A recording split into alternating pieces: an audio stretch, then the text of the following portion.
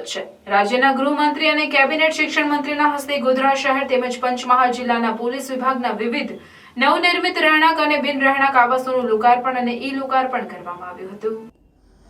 પંચમહાલ જિલ્લામાં પોલીસ વિભાગની કામગીરીમાં વધુ સુગમતા આવે તેવા આશયથી નવીન રહેણાંક અને બિન રહેણાંક આવાસો તૈયાર કરવામાં આવ્યા હતા। ત્યારે રાજ્યના કેબિનેટ શિક્ષણ મંત્રી કુબેર ડિંડોર તથા ગૃહમંત્રી હર્ષ સંઘવી દ્વારા પંચમહાલ પોલીસના નવનિર્મિત રહેણાંક અને બિન રહેણાંક આવાસોનું લોકાર્પણ અને ઈ-લોકાર્પણ કરવામાં આવ્યું હતું। રાજ્યના ગૃહમંત્રી હર્ષ સંઘવી આજે મધ્ય ગુજરાતના પ્રવાસે છે, ત્યારે તેઓએ પંચમહાલ જિલ્લાની પણ મુલાકાત લીધી હતી। જે મુલાકાત દરમિયાન ગોધરા શહેરના પોલીસ મુખ્ય મથક ખાતેના રાજ્ય પોલીસ આવાસ નિગમ દ્વારા તૈયાર કરાયેલા મકાનોનું લોકાર્પણ કરવામાં આવ્યું હતું, જેમાં પોલીસ પરિવારોને ગૃહ પ્રવેશ કરાવવામાં આવ્યો હતો। ત્યારબાદ પોલીસ મુખ્ય મથક ખાતે આયોજિત કાર્યક્રમમાં RPI office, Halol urban police મથક, પાવાગઢ સેમી અર્બન પોલીસ મથક, રાજ્ય અનામત પોલીસ દળ જૂથ 5ની કમાન્ડન્ટ કચેરી, કાંકણપુર ગ્રામ્ય પોલીસ મથક અને રેન્જ ડીઆઈજી આવાસનું ઈ-લોકાર્પણ કરવામાં આવ્યું હતું। આમ જિલ્લાના પોલીસ વિભાગના વિવિધ મકાનોનું લોકાર્પણ થતાં પોલીસ વિભાગની સુવિધાઓમાં વધારો થશે, સાથે સાથે જિલ્લામાં બનતી નાની નાની ક્રાઇમની ઘટનાઓમાં ઘટાડો થશે। પંચમહાલ જિલ્લાના વિવિધ પ્રકલ્પોનું લોકાર્પણ કરવામાં આવ્યું છે।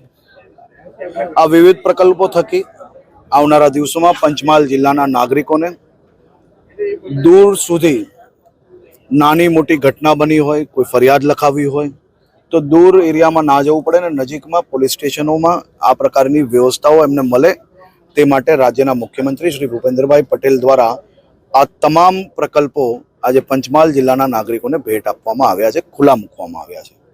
આજે ખાસ કરીને પંચમહાલ જિલ્લા પોલીસની આખી ટીમને હું ખૂબ ખૂબ અભિનંદન આપું છું। છેલ્લા 1 વર્ષમાં ગૌ હત્યા કરનાર એક વ્યક્તિ પર જે પ્રકારના પગલાં ભર્યા છે, જે પ્રકારના કેસો દાખલ થયા છે, આપણી સૌની આસ્થાનું મહત્વનું કેન્દ્ર આસ્થા સમાન માં ગૌ માતા પર આ પ્રકારની હત્યા કરનાર લોકો પર હજી બી કડક પગલાં જરૂરથી ભરાશે।